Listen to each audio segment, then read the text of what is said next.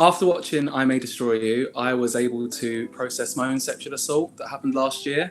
I really had to sit with the ways in which I supported survivors. I decided to go back and have therapy again. I made a conscious effort to check in around contraception and not just assume things. I called and reported to the police an incident that happened that I wouldn't have done before.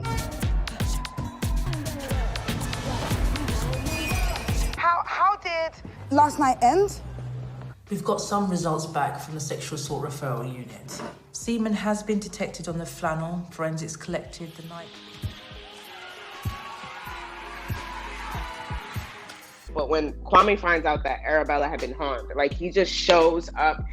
You know, he doesn't come with like what happened.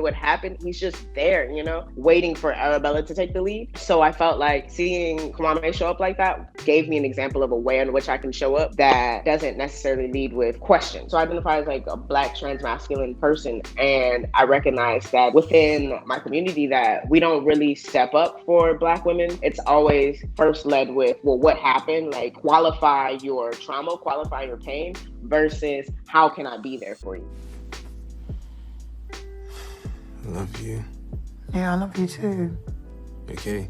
I became a survivor of sexual violence 5 years ago, but during lockdown, I was actually attacked by a homeless man on my way home from work. And after that happened, I kind of just carried on as normal, because I kind of thought, oh, well, that was like a very small kind of incident compared to what I've already been through. After watching the series, I realised that it had definitely triggered some kind of feelings for me. So although I had therapy 5 years ago, I've decided to have some more. The moment in the show which made me think I'm going to go and get therapy again was right at the end, where Arabella was in bed with the man who had assaulted her. I'm not gonna go unless you tell me to. And that was her memories and trauma of the assault talking to her.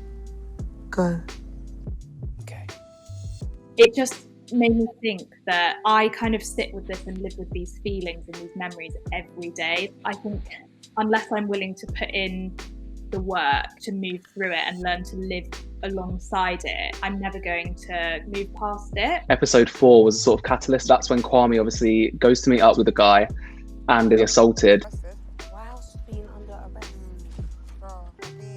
arrest. I sort of recalled an incident I had last year, which was extremely similar. And again, like Kwame, I never really thought about how serious it was. I just sort of brushed it off, even though I was so upset, and at the time, I didn't really know how to cope with it. Because of his experiences using Grindr, it made me realise that in the sort of gay community, I think there's a lack of boundaries. I feel like a lot of the time you don't really know how to handle these situations because you are expected to be quite sexually outgoing. Seeing that incident on camera made me realise that it happens to more people than just me. It is as serious as I thought it was. It sort of allowed me to rid myself of the shame of it, because I realised that I was acting out in the same way. I was sort of neglecting friendships and using social media as a crutch.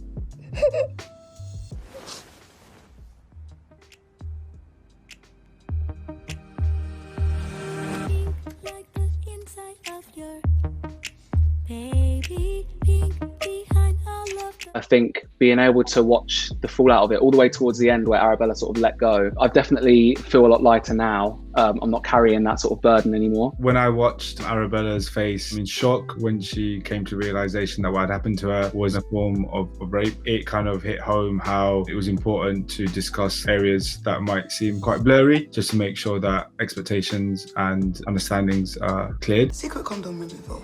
That's rape. Yeah.